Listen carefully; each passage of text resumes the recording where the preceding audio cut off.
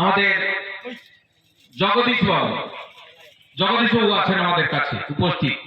মঞ্চে আছেন আমাদের এই গ্রামের পঞ্চায়েত সদস্য লতারানী কর।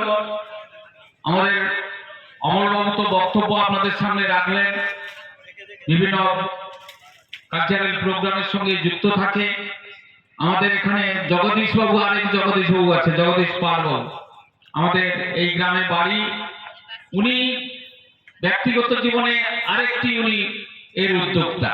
প্রচুর মানুষকে ভারতের বিভিন্ন প্রান্তে ঘোরানো দেখানোর সুযোগ। আমার মনে হয় হয়তো অনেকে আমরা যাই বা অনেকে যাচ্ছে, কিন্তু জগদীশের পার্সোনাল উদ্যোগ, যাদের অনেকে ইচ্ছা না থাকলেও জগদীশের ব্যক্তিগত প্রচেষ্টা অনেকে ভারতবর্ষের বিভিন্ন প্রান্তে, দক্ষিণ ভারত, উত্তর ভারত, বিভিন্ন জায়গায় তারা ঘুরে এসেছেন। তো সে জগদীশ পাল আমাদের এখানে মঞ্চে আছেন আমাদের রঞ্জিত বাবু। তো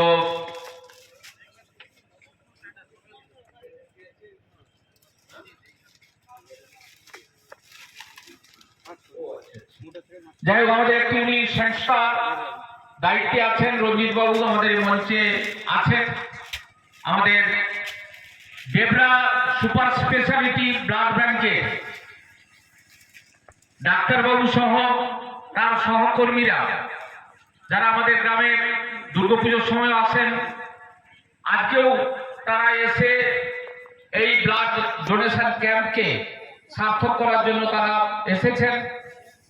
তাদের প্রত্যেকে এবং উপস্থিত যারা রক্তদাতা, যারা রক্ত দিচ্ছেন, যারা রক্ত দেওয়ার জন্য অনেকে দাঁড়িয়ে আছেন, এবং এখনো যারা আসেননি, এবং সুধী গ্রামবাসী, এই পাড়ার সমস্ত অধিবাসী মায়েরা, বোনেরা, সবাইকে আমি আমার ব্যক্তিগতভাবে আমার পঞ্চায়েত সমিতির পক্ষ থেকে শ্রদ্ধা, শুভেচ্ছা, অভিনন্দন জানিয়ে দু চার কথা বলছি।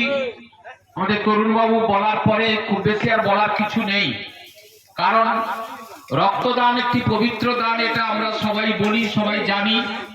এবং রক্ত দান করলে আমাদের যে কোনো ক্ষতি হয় না সে সম্পর্কে বিশদভাবে তরুণবাবু আমাদের সামনে এবং আমাদের অনেকটা অজানা বিষয়গুলোকেও তিনি আমাদের কাছে আজকে জানিয়ে দিয়েছেন।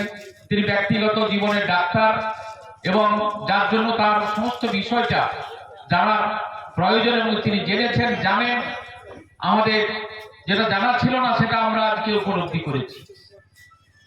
তো এই যে রক্তদান, এতে আমাদের কোনো ক্ষতি হয় না, আর সঙ্গে সঙ্গে আমরা একটা জীবন বাঁচাচ্ছি। মানুষ, ওই যে ভূপেন হাজারিকার গান দিয়ে উনি শুরু করেছিলেন, মানুষ মানুষের জন্য। আমরা প্রত্যেকটি মানুষ সামাজিক চেতনাবোধ, ন্যায়বোধ, সত্য এবং নিষ্ঠার সঙ্গে সমাজকে এগিয়ে নিয়ে যাওয়ার প্রতীক হিসাবে চলা উচিত। আমরা যেমন পারিবারিক জীবনে আমার পরিবারটিকেও দেখব, আমি একটি পাড়ায় বসতি করি, সেই পাড়ার কাছাকাছি মানুষদেরও দেখতে হবে। আমি একটি গ্রামে বাস করি, সেই গ্রামের কিছু সমস্যা হলে সেখানেও আমাকে উপস্থিত থেকে আমাকে বিষয়গুলো দেখতে হবে।